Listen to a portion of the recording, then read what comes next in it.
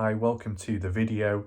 In this, I will be presenting to you the latest mCave hike/clue search. This is a preview video of the main thing, which will be released at a later date by Jef Cla.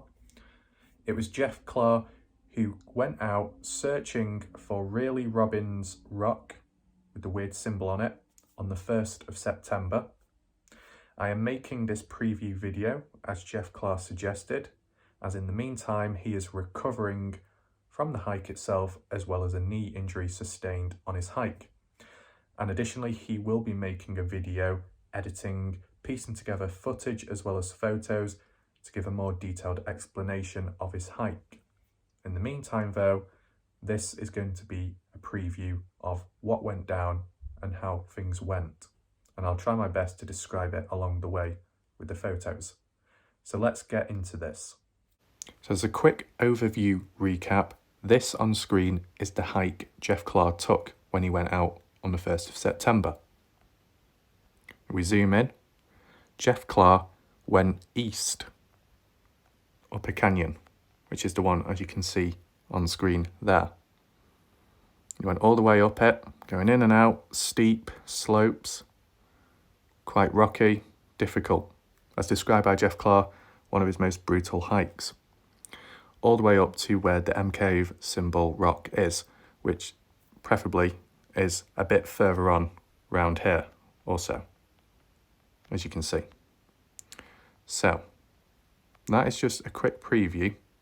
Let's get into the photos, beginning with the parking. So to begin with, the first photo, the no vehicle sign, is basically an old Jeep trail up to the mine shaft from Jomay Road. However, after the DNWR took over, they made that road off limits, hence the sign. That is the overgrown road you will see in Jomay Canyon videos by other hikers.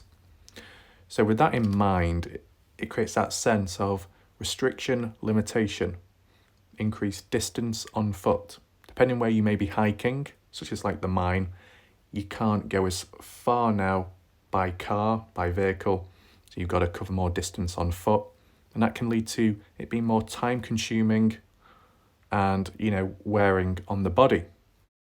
Now these photos of the environment are looking at Mount Charleston in the distance, a location a lot of people have shown previously, and I believe from my memory, Kenny Veach himself who pointed at it in his mCave hike video. As you can see, the vastness and the openness of the area, the landscape, really highlights what it's like when you're really there.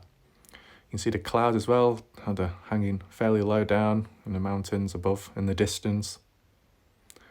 And there's another shot of it. Decent quality, nice and clear, easy to see. And then this was just like an example of, I guess, the environment, the heat, the temperature.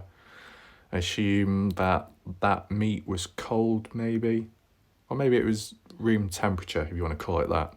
But due to the nature of the environment and because it's quite hot at this moment in time, whilst Jef was out there, as you can see the meat, the packaging, was it condensation? It was starting to sweat. It was getting wet, the packaging, if that makes sense.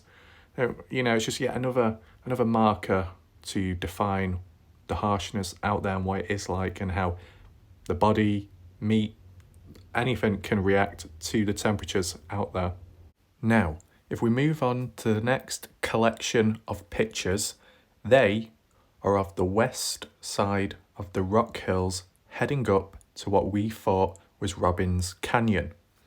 To be more precise, it is the one I showed you earlier in this video, as well as a past video of that Google Earth hike route, which is a canyon heading east. The sand berm that fish hooks into that rock ridge was a sure sign that it was what we thought was Robbins Canyon. When we tried comparing it visually to Robbins footage and Google Earth, it did have similarities in the shaping of it, the ridge. Even Jay Silverheels, how he was looking at it himself. Now, for the canyon itself, east, Jef Cla did enter it and go up. Now, he was successful in reaching the area. It was difficult though. Now, the M symbol, the rock, isn't quite there. It's further up, slightly further up near a white rock, which I believe is this bit. That's what J Silverheel said, just round this area, further up. So yes, Jef Cla did carry on up to around about here. So he was looking at, you know, the rocks, the mountains, the steepness, how vertical it was. And he was, you know, surrounded by it all. Now, the rock itself wasn't what we expected, nor was it from Jeff's point of view when he was there. These are a collection of photos of what Jeff actually found when going to this area of the rock.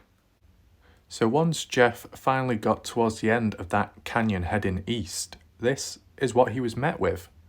As you can see, definitely a size difference.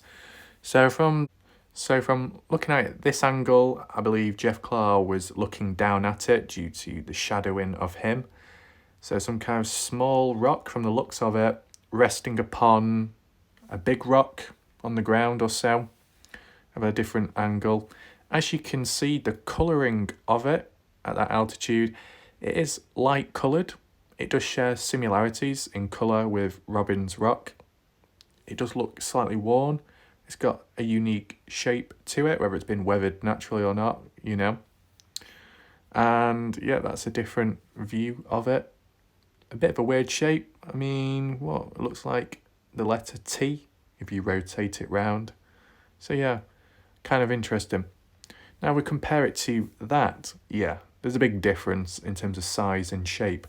In terms of colour, they do look similar. Now that is what led on to Jeff in believing that it is natural. This being natural to that both are natural. Look.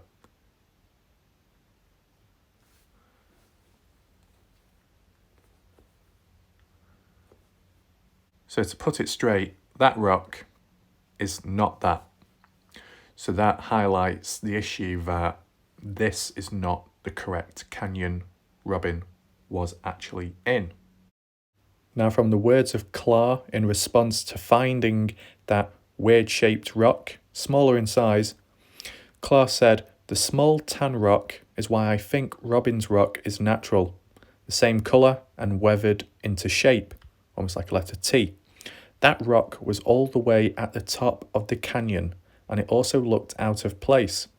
It looks like hardened tan colour sand, nothing like the other rocks there that were around.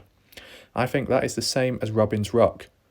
Weird natural weathering simply because of the type of rock it is. Additionally, the GPS of my location I checked many times, so I knew I was in the right spot of Silverheel's and Raf's route. I even found the lone white rock, but nothing like Robin's. Either the lighting was wrong again, or it is the wrong canyon. One cannot see the flat top due to surrounding cliffs at the top, so that is a problem." So final words from Cla post-hike. The conclusion whether Google Earth can be trusted for landmark features like that flat top in mountainous terrain is that white rock I mentioned from Silverheel's video. In real life, you cannot see the flat top from that white rock due to the 60-foot high vertical cliffs at the end of that canyon.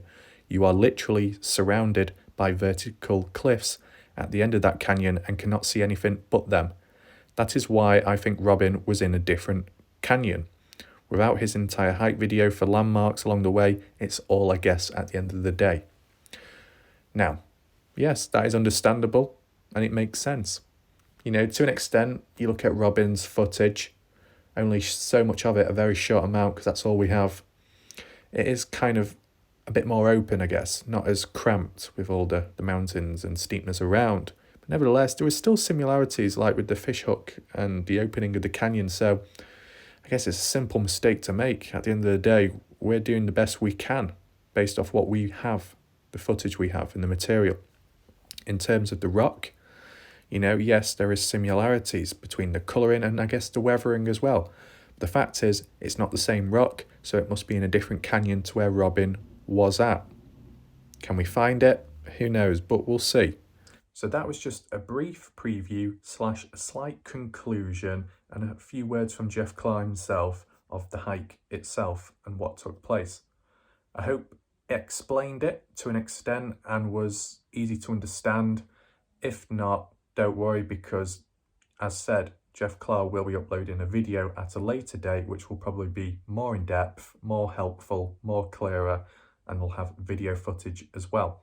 Plus Jef as well will be able to answer, I guess, questions as well from viewers and people maybe a bit confused. So I hope you enjoyed this preview video and we'll see what happens next. Goodbye.